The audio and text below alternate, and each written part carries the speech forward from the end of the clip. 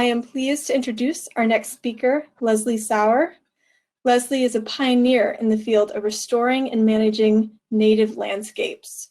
Her projects include innovative development projects like Woodlands of Texas, Central and Prospect Parks in New York City, and Wissahickon Park in Philadelphia. Her book, The Once and Future Forest, is a guidebook for restoring and managing natural landscapes, especially remnant deciduous forests. Before I turn it over to Leslie, I want to share a quick housekeeping note. If you have any questions, please write them in the chat for our session, as we will have a few minutes for Q&A at the end of the presentation. So without further ado, welcome, Leslie. Thank you so much. It's really a pleasure to be here. And it's just really good to see all of you really focusing on climate. I was happy to see John Park in the last session really underscore the urgency of climate. And that's really everything I really want to talk to you about. I think it's really difficult for us to begin to appreciate the magnitude of climate change, even though we've gone 40 years doing almost nothing about it and kind of really watching a lot of catastrophic things happen. These maps, for example, which were done for every tree in the US, were done 20 years ago. And it made it perfectly clear, in this case, the shifting range for beech, that the beech trees basically below southern Maine are all basically doomed. And yet we've kind of acted as if we'd ignored all of things. We inherited really quite remarkable forests, and yet the legacy that we're leaving behind is something that we should be really, really concerned about. I think in general, most of us have come to recognize that the forests are really crucial in terms of solutions to the climate crisis. We see a lot of people focus on planting trees, on protecting forests, on recognizing the fact that forests store and sequester carbon. But I think we've got to go really much further in terms of really exploiting the opportunities offered by our forests. I think every sector has to do what it can, from transportation, agriculture, energy, as well as forestry. And of course, from the perspective of someone who cares about rivers and watersheds, forests become increasingly important at that level. We have seen the extent of damage to our streams across New Jersey, turning into ditches where we once had wide, shallow streams from increased runoff and increased paving. We've known about this for 40 years. When I started up 50 years ago, we were all talking about how you couldn't exceed 10% paving in any watershed without catastrophic results. We all knew about riparian corridors. The problem isn't knowing about it. The problem has been doing something about it. We need a water budget approach where we recognize that as much water has to go in over time as historically. We came up with retention strategies. You can see the green curve, post-development with detention. Yes, it doesn't go any higher than the pre-development one. It's a lot lower than post-development, but it lasts a long, long time. It doesn't go away. If we actually affected recharge and begin to mimic our forests, we could go back to much less in the way of flooding problems. We could be protecting our first order streams instead of acting like they barely exist. We have over time created several serious conditions in our New Jersey forests that impact their ability to either serve important climate roles or to serve a lot of ecological services. We have a lot of forests that are completely denuded by white-tailed deer. This has been going on since about, I think, 1910 when they were reintroduced to the state. And again, for lots of public relations reasons, we have allowed deer proliferations to get way, way too high, resulting in empty forests and massive numbers of people lost to collision and deer accidents.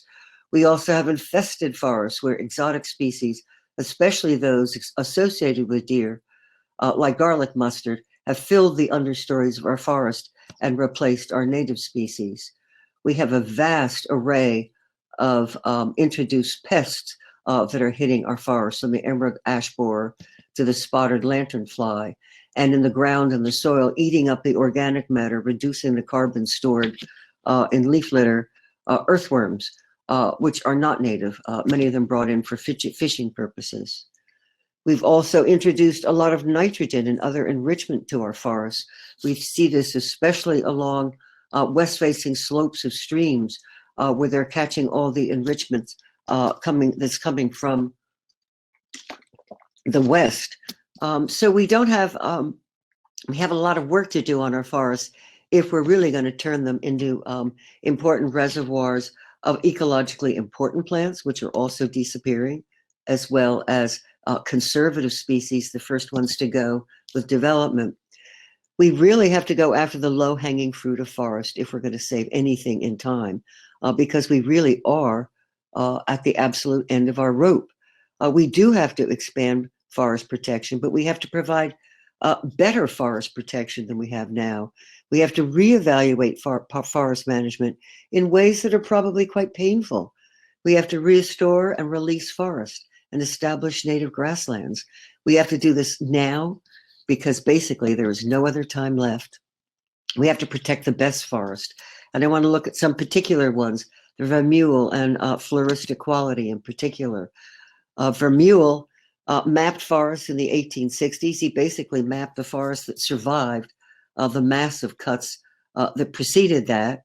And in these areas, we have maps of soil that were basically never pastured, never grasslands, and never turned into agriculture, where we didn't lose the native soil of the natural forest. One of the things we're seeing is that these soils' ability to retain and sustain native forest is much, much more dramatic and important elsewhere in New Jersey. Vermeule only mapped the northern half of New Jersey, but he did geologic maps of just locations of forests and streams for the whole of the state, and they're remarkable maps to look at. In my town, the sewage treatment plant is not on a stream on a USGS map, but it's a stream on the Vermeule maps. It helps you distinguish what was historically a stream versus what now is just a ditch caused by diversion of surface runoff. Another really important tool we have in New Jersey, in fact, we have it all across the country, is Floristic Quality Assessment. You can check the webpage out. You can see at the bottom here, universalfqa.org. It was developed really to assess the naturalness of a species and the naturalness of a site based on the presence of the species there. The sort of core of floristic quality is the idea of using, coefficients of conservatism. A plant that has a very narrow range, a plant that you absolutely know where it grew the second you see it because it only grows in a precious few places, will have a score of around 9 to 10. A dooryard plant, a plant that'll grow anywhere, a plant that'll grow in a crack in a street, is going to be down along 0, and it actually moves up. Clearly, plants with a low tolerance of disturbance and high requirements for ecological particularity are really important. They're referred to as conservative species. The generalists, of course, are winning right now. If we look at 4 species of maple, you can see the difference. A box elder might only be a 2, grows almost anywhere. A sugar maple, much more widespread and easily surviving. A mountain maple, much pickier. You know where I found it if I bring you a leaf. A Norway maple, it'll grow just about anywhere. And then there is a methodology for determining these that we can use to assess the quality of a site. One of the interesting things that Emil DeVito did with Dr. Michael Van Cleef was to evaluate the floristic quality of sites on historic forest and sites regrown on agriculture. And all the historic sites were consistently of a higher quality over time than the post-agricultural sites, which tells us a lot about the potential of our existing sites. Most people tend to think that protected land is protected from logging. It is not necessarily. We need to go further than we have gone so far. We also need to recognize the importance of forest to watershed and manage that as legally critical. If I see another forest cut in order to put in a detention basin, I will cry. We have to protect forest and regulations for development, which is still done not nearly adequately. We have to remove exemptions for roads and situations like that. One look at today's pipelines show you just how lax we've become in terms of protecting forests. When I started doing pipelines, we got hysterical about 75-foot rights of way. Now we have rights of way approaching 130 feet. Current regulations, they see no difference between a forest and a right of way for stormwater. We see compacted soils. This is what's done to a forest, and yet we act as if it's going to grow back. What grows back is junk. No matter what they plant, what grows back is junk. Why should we act? Because we can make a real difference here. We really have to fight and defend our forests at times like this, because we have an expansive and growing network with lots of negative impacts, and we're still fighting it. We could reduce impacts to forest by 90% if we looked at past pipeline work in New Jersey. Lewannica Park, Morris County, was faced with a pipeline and given unusual leverage at the time and rerouted the pipeline to follow an existing path through the forest. But they also looked at a conventional pipeline cross-section. The narrowest they could find was 50 feet, which was still too wide for Morris County from their perspective. And we went down to a 35-foot wide right-of-way that basically lifted the forest soil and welded this. Here we are using a modified backhoe to lift up the soil that was there. It was stockpiled right next to the trench. The pipe was welded in the trench. Today you'd need to reinforce the trench. And when it was put back, the vegetation was placed right back where it had gone before. And it was remarkable how well the landscape survived. This is what this pipeline looks like today, with mostly native species growing adjacent to it. All throughout our regulations, we have the ability as citizens, as municipalities, to do a better job protecting forests. This is an example of Hartley Farms in Morris County, where the conventional subdivision yielded 40 lots. The owner eventually settled for 33 lots and a lot of forest protection. Each of the lots also not only protected the forest, but basically protected grasslands around it to increase the feelings of native. Rural roadways sustain the rural character. In fact, we had to have stop signs at some of the curves as they were too sharp to meet regulations. We also have to reevaluate forest management, and this is probably one of the most difficult things to do. Forest harvesting accounts for about 85% of carbon lost yearly from forest. If we continue at the current rate, we're going to lose half the sequestration potential. The New Jersey Forest Plan that is referred to basically seeks to keep our forests from being emitters when we should be aiming high enough that they should dramatically increase carbon storage. The Forest Service 5 priorities do not include biodiversity, carbon storage, or climate change. They could be right at the top of my priorities. And management often increased erosion, damage from ungulates, loss of carbon. One of the most important aspects of modern forestry that must be faced and changed is to recognize the value of large trees. One large tree sequesters more carbon in a year than a medium tree has in a lifetime, than thousands of small trees have in a lifetime. The largest 1% of trees in a forest typically sequester 50% of the carbon. Carbon sequestration increases with tree size for centuries. This nonsense that little trees sequester carbon faster than old trees is not true. Old trees are the most effective. The words overmature and overstocked do not apply to carbon storage.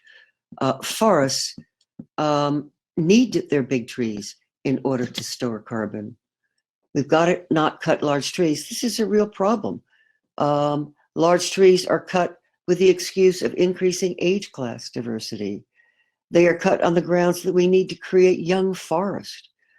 so that other trees can grow as large, that 80-year rotations are cut just when the trees are beginning to sequester dramatically. Large trees could do this for centuries. We've got to set cut limits. A lot of these problems would disappear. Part of the problems with the ways forests are evaluated, when someone tells you, oh, these trees are 60 to 80 years old, that's an average. If a forester picks that stand to cut, it does not mean that he's not going to cut very, very large trees in that stand. It doesn't mean there aren't very large trees in that stand. We don't really recognize that at present. Another really dramatic aspect of modern forestry that we have to confront is the loss of carbon to the soil. We're looking at a fully 40% of the carbon storage is happening in the soil. A tree will divert about 40% of its annual storage to fungal root networks. It's lost when it's harvested, and it's twice as great in thin forests as it is in natural forests. It's one of the reasons why salvage logging can be really such a serious problem in terms of climate change. The principle that I want to push, that I think all of us should be pushing at this time, is proforestation. Mumal, a wonderful Nobel laureate, has been pushing that dramatically, and its definition is growing a forest to reach their ecological potential for carbon storage in wood and in soil and in absence of human interference. If we could grow our forests, we could have a dramatic impact on our climate. It's recently been observed that the Little Ice Age was probably caused by the death of 58 million indigenous people in the New World and the regrowing of the forest in that area. It modified the climate for a century and a half till 1850, when the Industrial Revolution started. New England forests could store 2, 3, 4 times as much carbon if they were allowed to grow. The impact is instantaneous. If you plant a little tree, it's going to take a very, very long time to begin to store very much carbon. If you cut a big tree to replace that little tree, it might take centuries before that little tree can come close to what that big tree did. This is what we can do now. We have to act dramatically now, even though it's astonishingly difficult, because right now our forests are probably worth 10 to 80 times the actual timber value. This is a difficult thing to deal with. This is not the approach that is taken by the foresters. It is not one of optimizing sequestration. The foresters have referred to Muma's discussions of proforestation as a kind of aspirational goal. In fact, I think that's a really good aspiration to have, to dramatically utilize the effectiveness of our existing forests to store carbon and rescue us for what is veritably an existential crisis that we're facing. Virtually most of the research that you will do on forestry and climate change, though, from these kinds of organizations, will be focused on how to cut to make each cut bigger, stronger, so that it can resist the stress.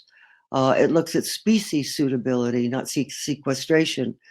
There's a great fear that our forests will be a mass of dead plants impacted by climate change and insect pests, and that we'll have great wildfires.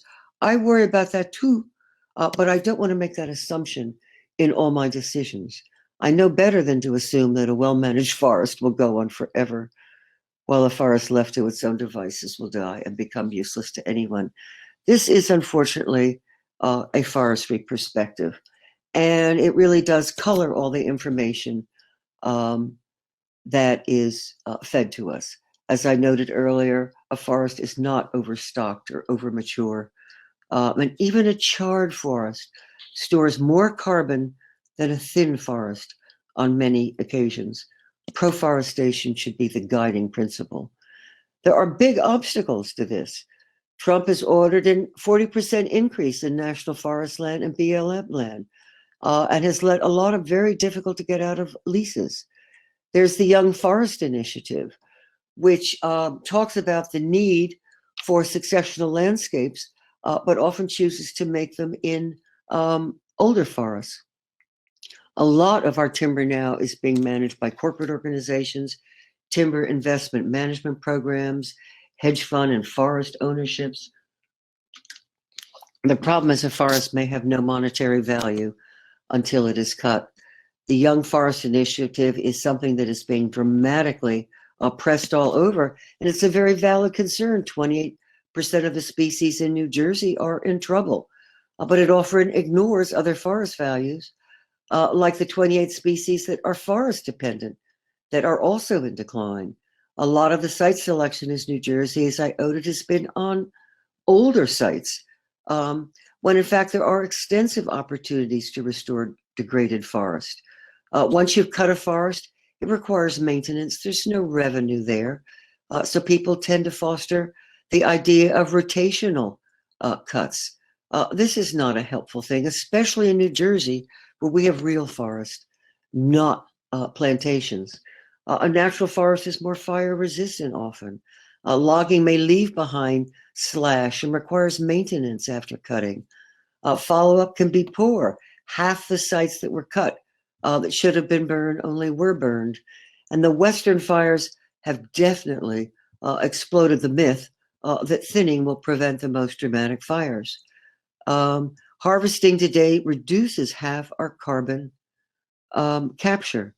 Diverse forests store way more carbon. We really kind of have to bite this bullet and figure out how to do this.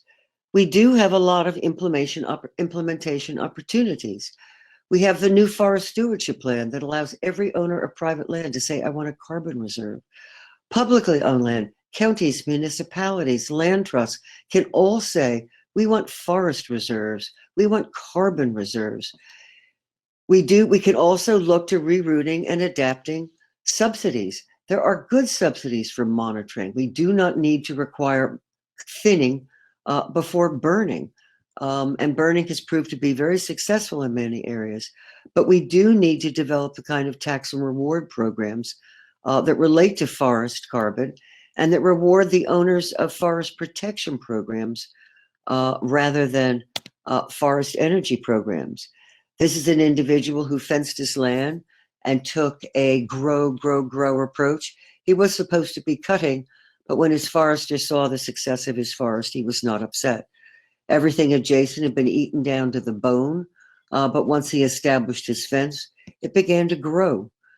He was really thrilled when it began to look like a forest garden, and the ground layer species began to reproduce. But within 20 years, he had the kind of forest I remember from when I was a child, when you could hardly walk through. It was so dense. This is a dramatic opportunity for us to confront the sequestration of carbon. His FQI, his floristic quality, increased dramatically.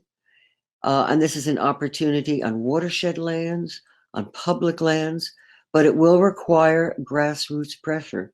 There's a lot of perverse incentive funding in stewardship programs and through things like the Young Forest Program.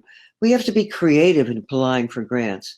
They don't say we ask you to cut the forest, we ask you to improve the habitat, address alternate ways to improve the habitat. We have to separate working forests from natural forests. Natural forests, pro-forestation should be the guiding point. A lot of our forestry observations work very well in working forests. They become possibly appropriate in many of the forests on post-agricultural land. And we have to restrict forest ownership, as 9 states do, by restricting ownership by corporate entities, corporate farming. We have to look at retention forestry and really beginning to look at it as an opportunity to better manage our landscapes. Happily, the policy recommendations of the Highlands Coalition represent a really great opportunity to explore how to do appropriate forestry on our working forests. But our natural forests, we have to confront and designate.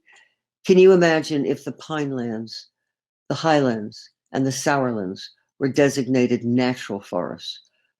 We could store a tremendous amount of carbon.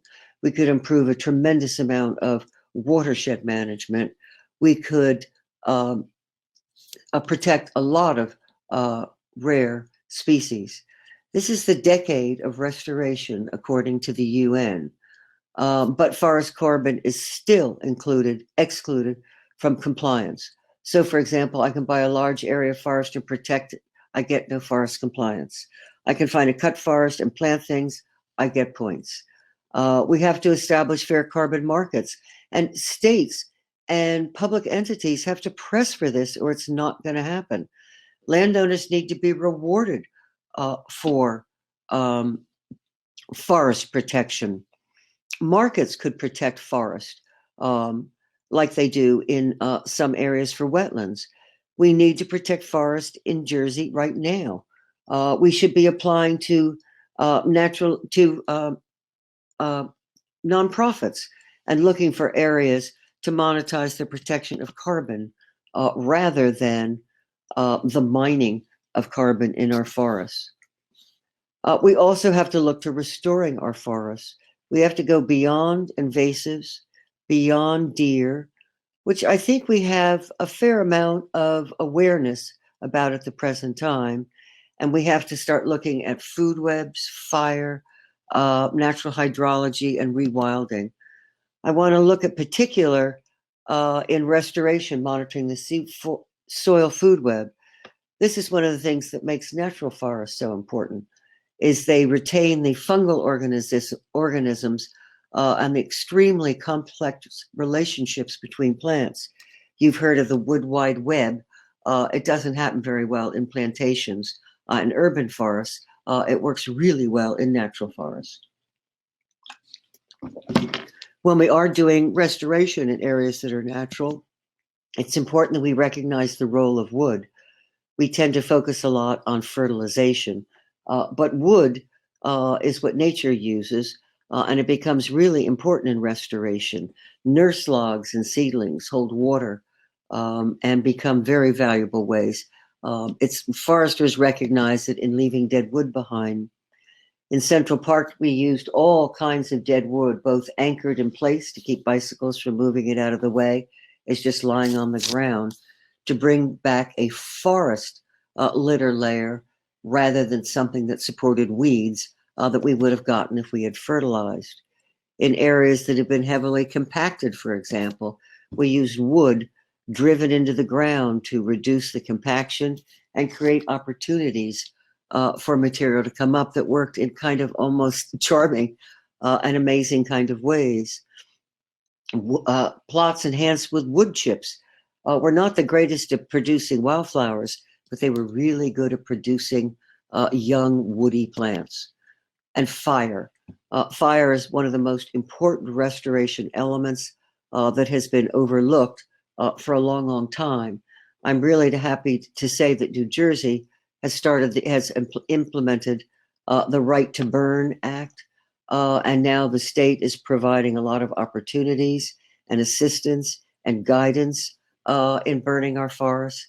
I think many of the goals of thinning and burning can be realized by burning alone. And I wish there was more experimentation with this opportunity.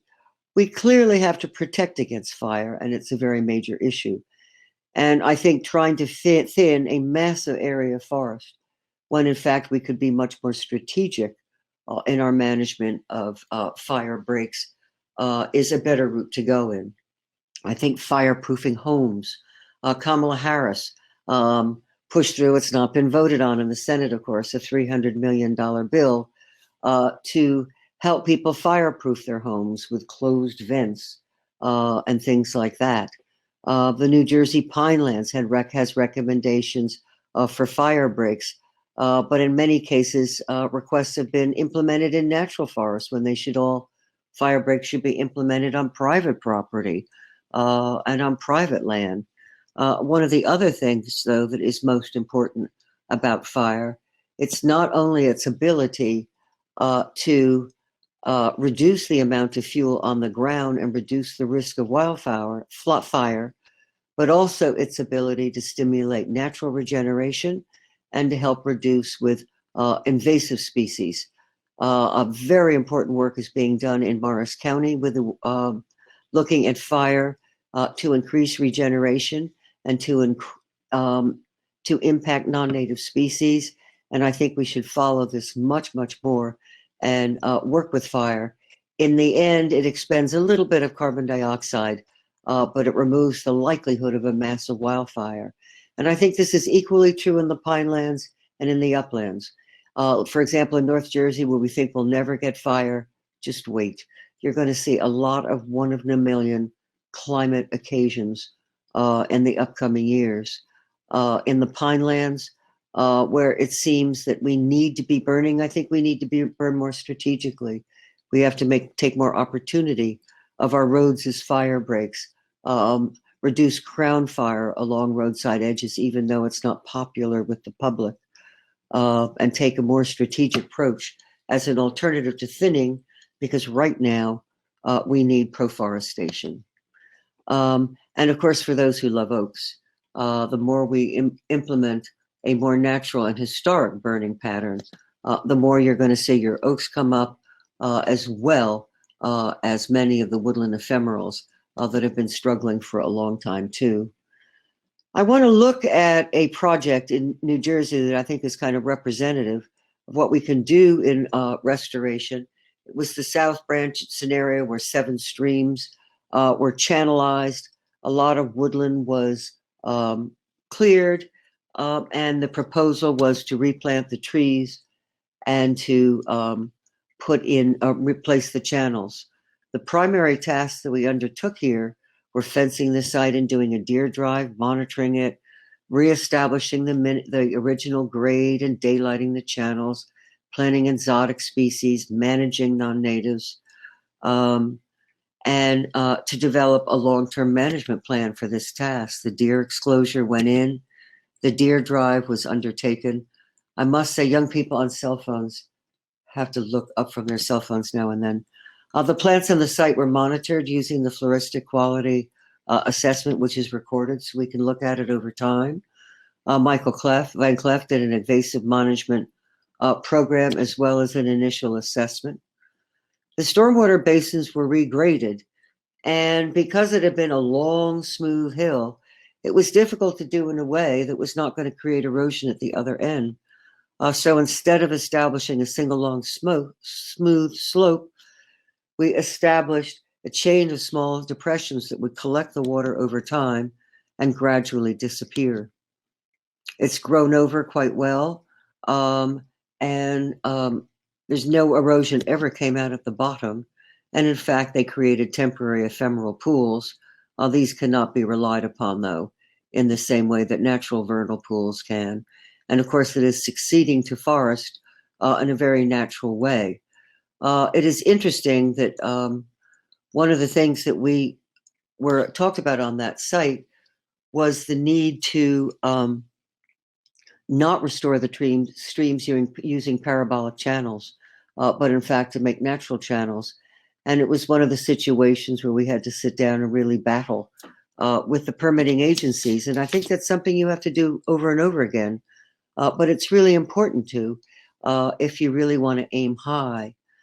Another important thing we can do as farmers and as people who care about carbon storage in New Jersey is to restore the Conservation Reserve program nationwide and to reserve the Landowners Incentive Program in New Jersey. The Conservation Reserve Program, which went on a number of decades ago, for 10 years sequestered a ton of carbon per acre per year for 10 years. It was a very dramatic increase in carbon. When that program was ended, the carbon was exhausted after 1 year of conventional agriculture. It was gone. And it shows you how intensive our agriculture is, and part of the reason it has to change. But secondly, it also talks about the opportunities we have with native grasslands.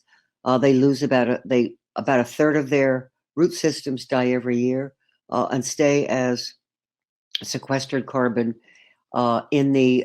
stored carbon in the ground.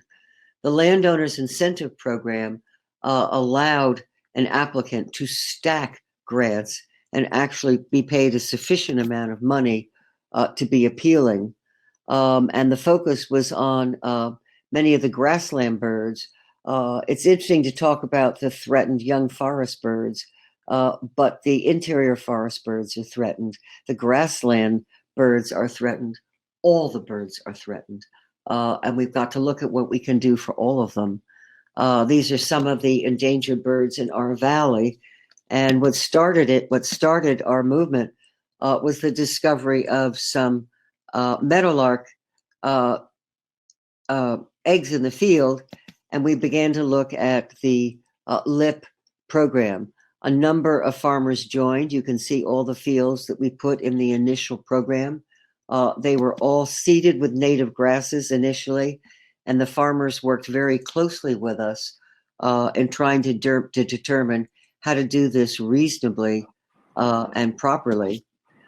Leslie. Okay, they looked at both till and no drill in terms of evaluating what was going to be the most reasonable approach to take. And of course, in addition to getting our grassland birds, we now have kestrel chicks too, which has been really important.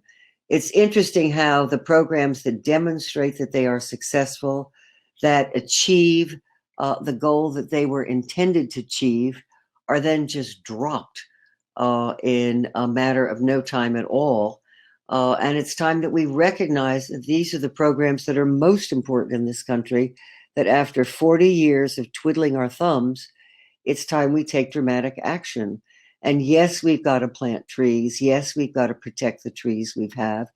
But the bottom line is we have to let our natural forests grow. We have to let our grasslands become native grasslands, and do it now because we have an incredibly short period of time yet. There are also a lot of opportunities created by this. I want to look at a site in Kentucky that was kind of open parkland that over time gradually became an open grassland, and all the area around it, of course, was completely destroyed.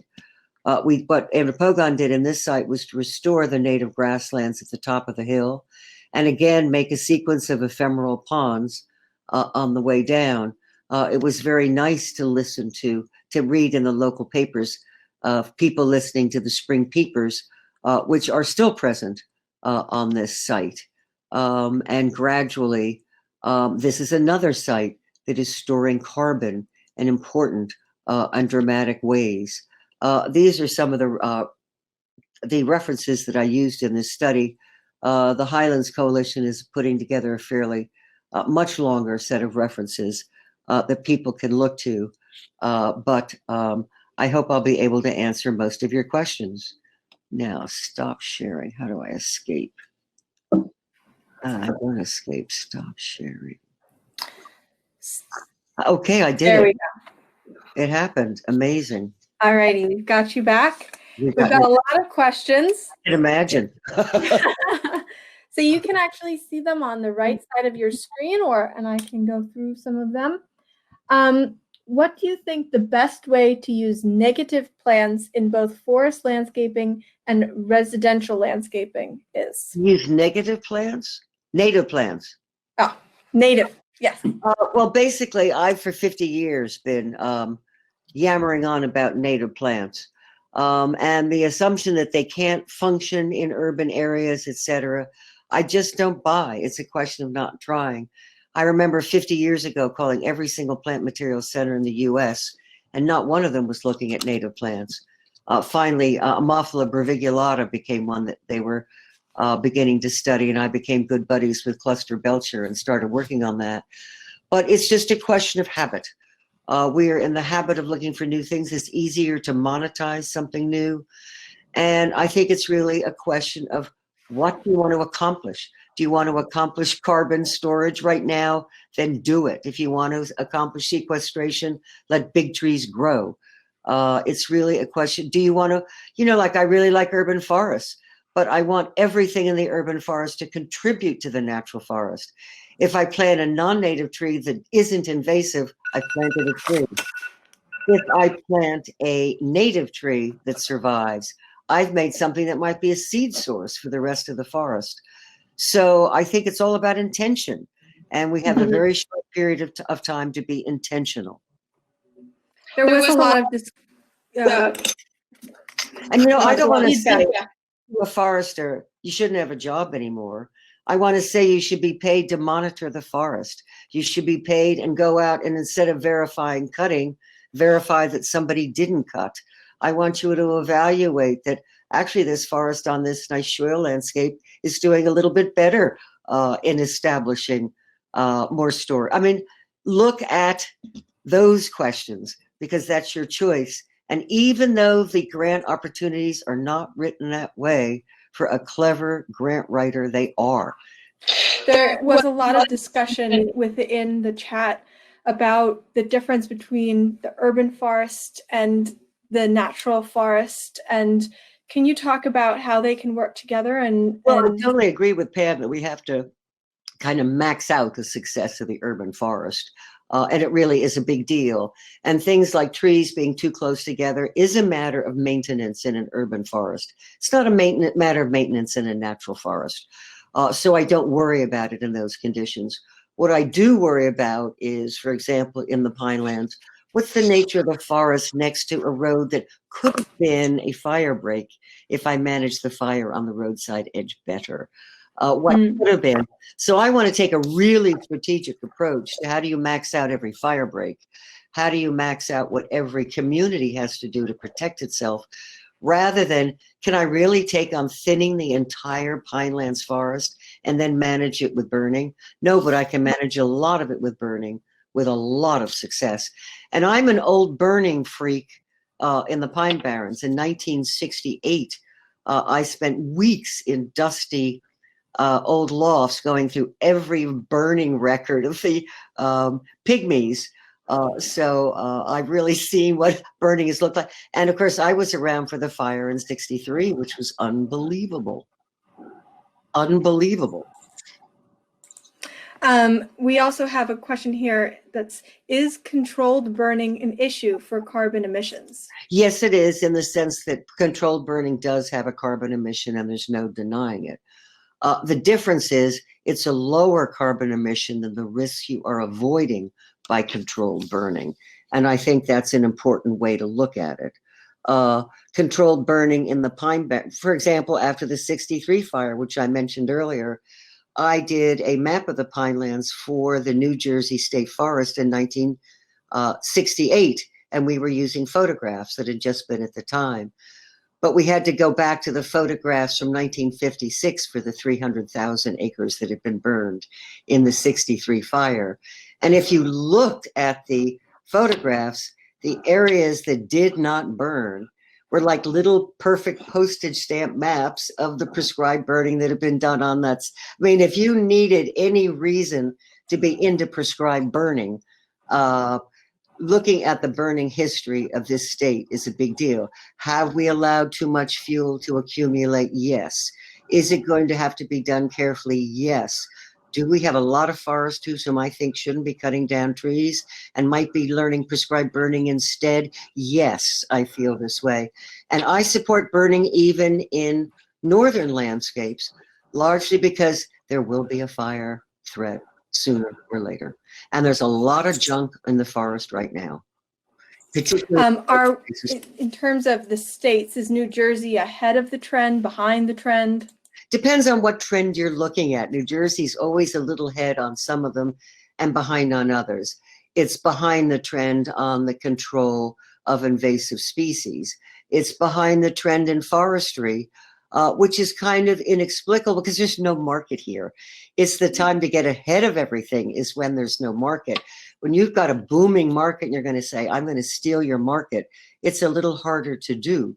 But even, for example, in Pennsylvania, where 70% of the population is against fracking, and that's their market, it's the time for change.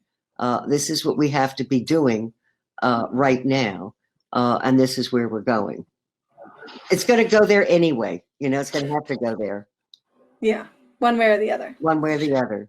Yeah. And one question here is, how do you make natural channels? Well, for example, The ROSC, there's right now, it's hard from the NRCS to get information on natural channels because the parabolic channel is where it's at. The Roskin approach is one that you could read, and they know about it and can be approached about it. A lot of times it's going to depend on your developing working relationships with people in the state. In the case of the South Branch, there was no change in the nature of the watershed. So it allowed us to justify why the channel didn't need a change either. We had photographs of the previous channel, and we had the channel it was coming from and the channel it was going after. So it created a situation where justifying a natural channel was reasonable. And we also didn't want to bring anything from offsite on due to invasives. We didn't want to bring in soil. We didn't want to bring anything in. So we gathered all the stone from on site. Everything that had been moved around into the wrong place, we gathered and tried to move into the right place. And it was really the soil scientist who was on the pipeline job, by complete coincidence, now had another job that related to the South Branch. And when I realized it's Roman Gankin, I knew we were in good shape. You know, you don't always win, but sometimes you do. But you always fight hard. You always try. And one more here. What about the Japanese approach to harvesting wood from old trees without cutting them down?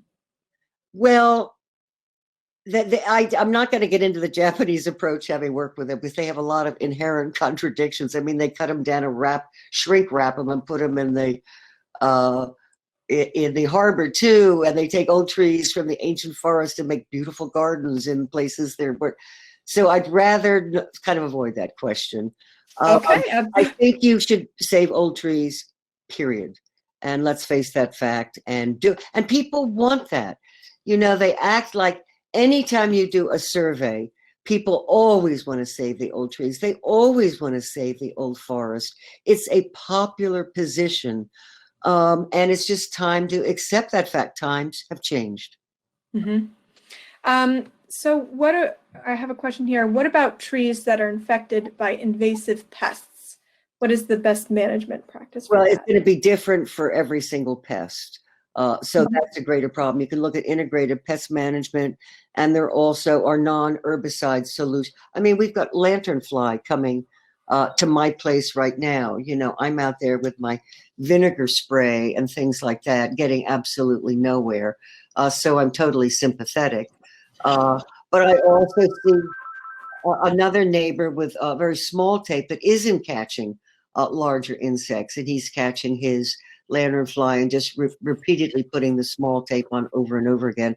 I'm not the best person to ask about that, but a lot of work being done in alternatives to pesticides. But it's a big, big, big, big enemy. Pine bark beetle, you know, it's a real problem. Yeah.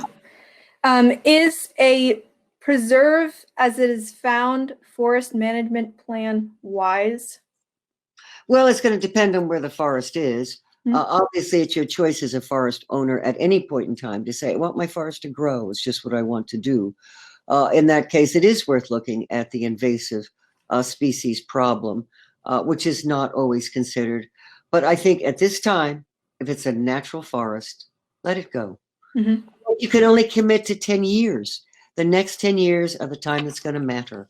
And one of the things I find about taking little steps, ask somebody to take a little step first. After the little step, the next step gets a little easier. You could cut it later, but let's start with 10 years.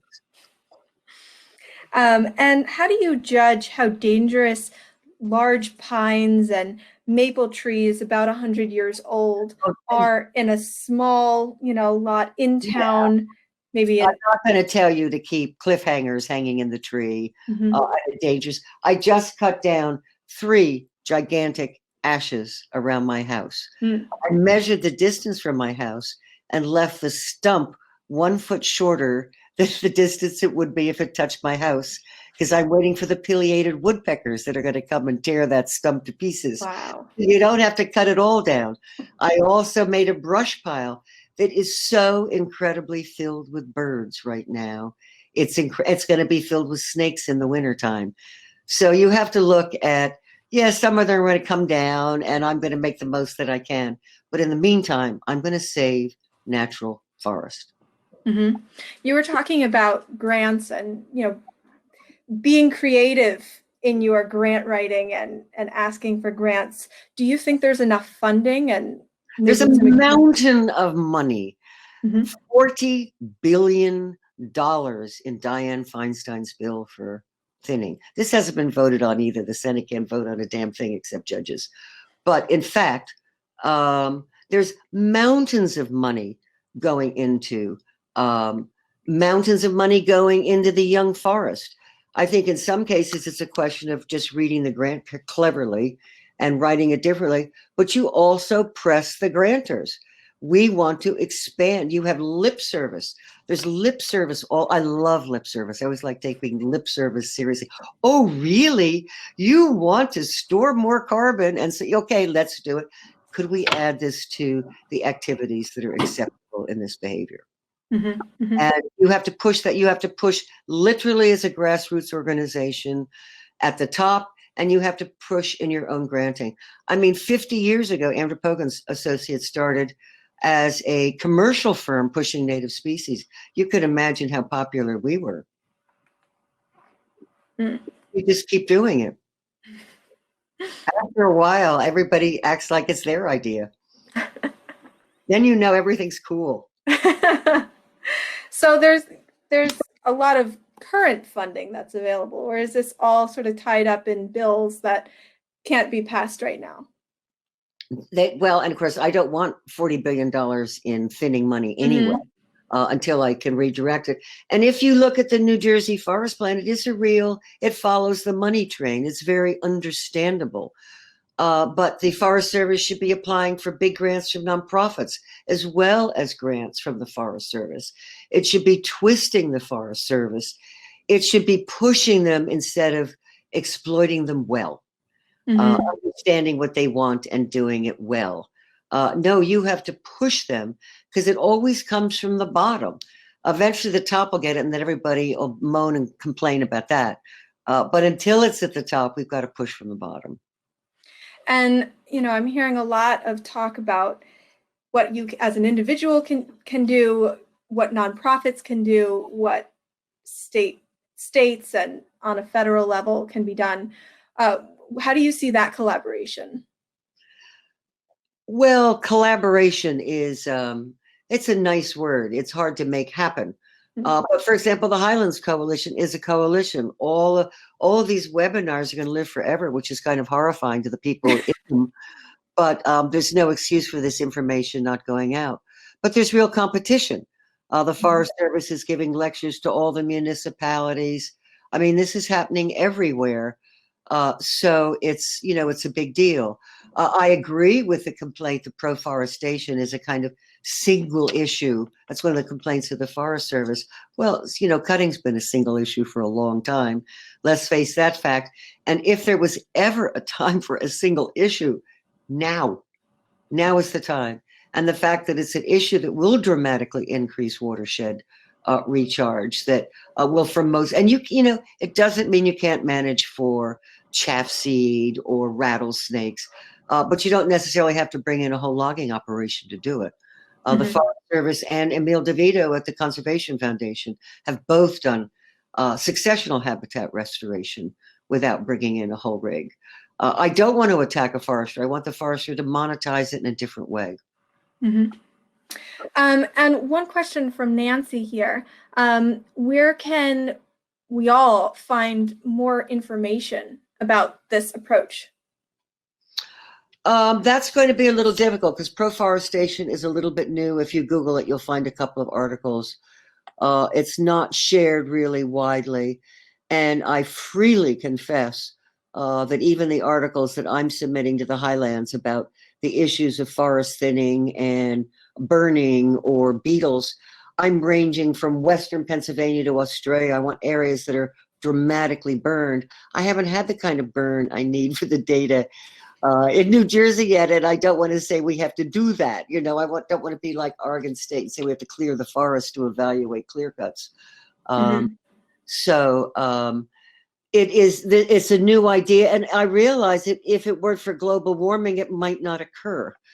People would stick with their environmental reserves and it's just that there's 127,000 acres, I think, in New Jersey of reserve forest. We need millions of acres. Do you think that's possible? Well, in actuality, I think it is possible. I think you're looking at a lobby that is very, very threatened by it. And I think the way around a lobby is to provide alternate sources of money. I don't think you're going to make it disappear. Can you suggest to a natural well driller to become a solar engineer? That's a big leap already. But I think within the field of forest management and proforestation, you could stay in the field of forestry. Would the money be there in wood if you eliminated big trees? I doubt it. The Sparta Mountain site with a very small amount of land relinquished. The big trees were just all the money resided there. That's a fight that's just going to have to be taken. And I think people want to save them. We are going to have a lot of change in our forests from climate change. There is going to be a lot of death. 20% of the sourlands is ash. You're worrying about gaps in the sourlands. I'm not. They're going to happen. But I think prescribed burning is one of the ways we can begin to confront the problems that we are facing. Okay. I wish turning everything into fine wood products was the answer, but that's not where our wood goes. No, it's not where anybody's, except for the veneer of big trees. And do you have any references that you could point in terms of the little ice age that you were talking about earlier?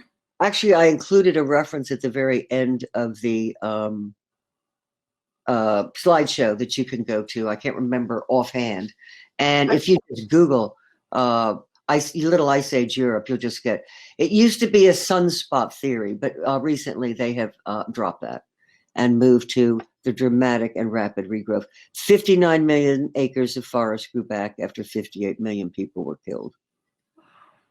Wow. And bingo, it was a dramatic change in landscape. Now we have a lot more to compensate for, but our forests can do a lot. And let's take advantage of that rather than saying, oh, let's only mess them up a little bit. And a question here from Nancy. Wasn't there a big burn in the Great Smokies? But I don't know a whole lot about that. I just noticed here that someone commented on arson and suspicious. And unfortunately, there's a tremendous amount of suspicious and arson fire.